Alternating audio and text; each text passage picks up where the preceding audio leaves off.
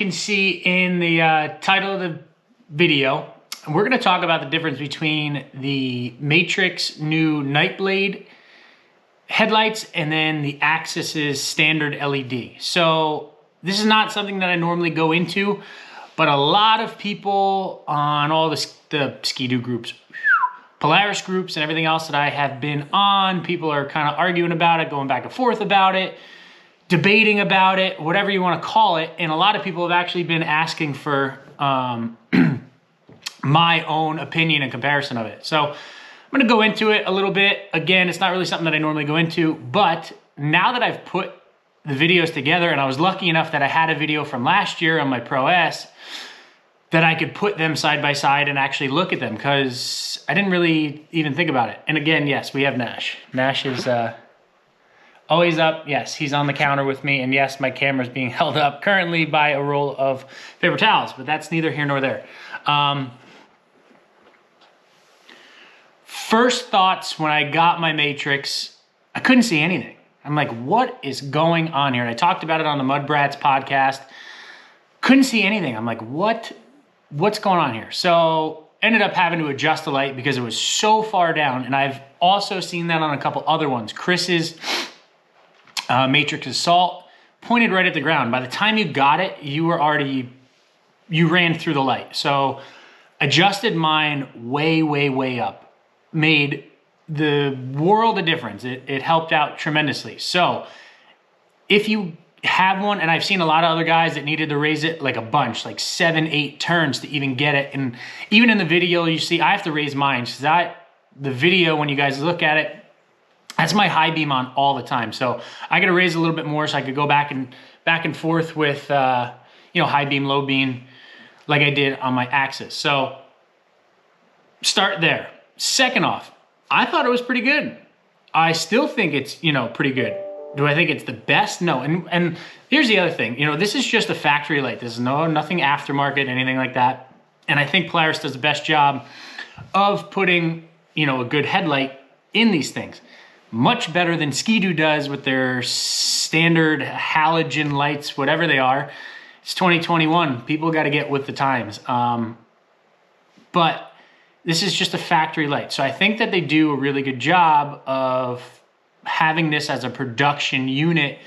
So you don't have to put any aftermarket lights. I mean, yes, obviously you can, but for your standard person that's just going to buy it, I think they do a really good job. So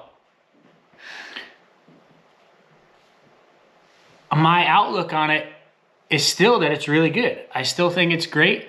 Can they improve on it? Yeah. So again, this is the first year of it.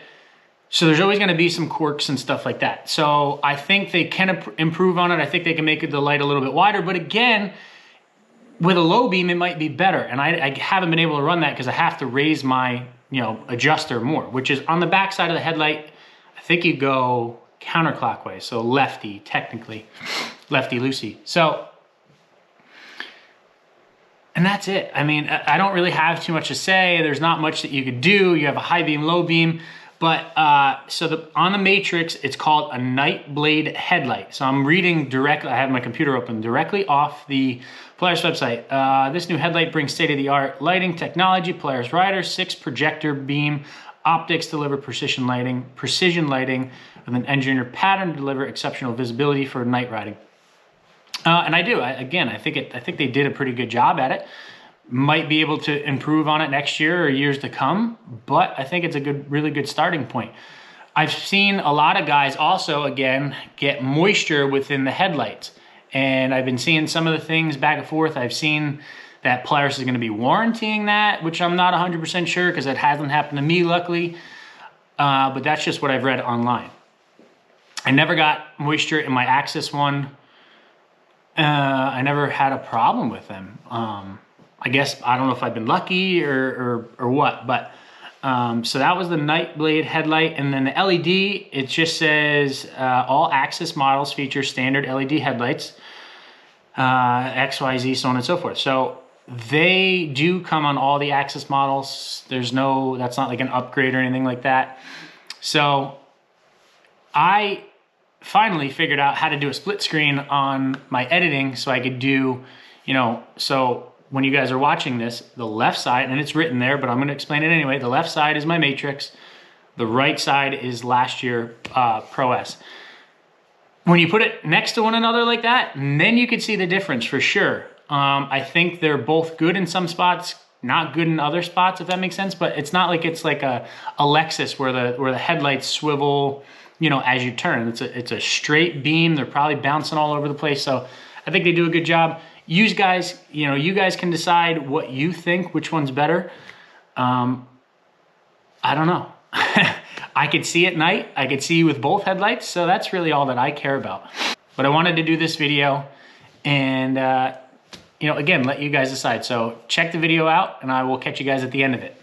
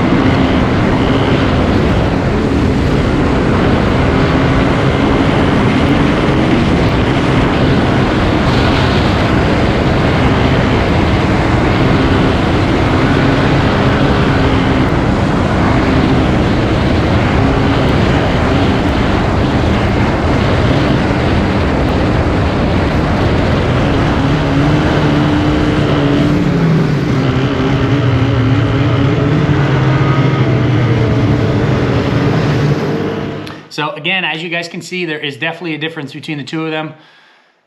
Good or bad. I'm not here to decide whether, which one that is, but for the guys that were questioning, or girls that were questioning, which one is better, what do they look like, that's it. That was from last weekend, and then that was also from last year. So hope you guys enjoyed this. Hope it kind of settled some of your thoughts, made you guys, have a little bit more insight on it. And that's it. So make sure to like, make sure to subscribe, and I will see you guys in the next one. See you, Nash. Say bye. Say bye, Bubbas.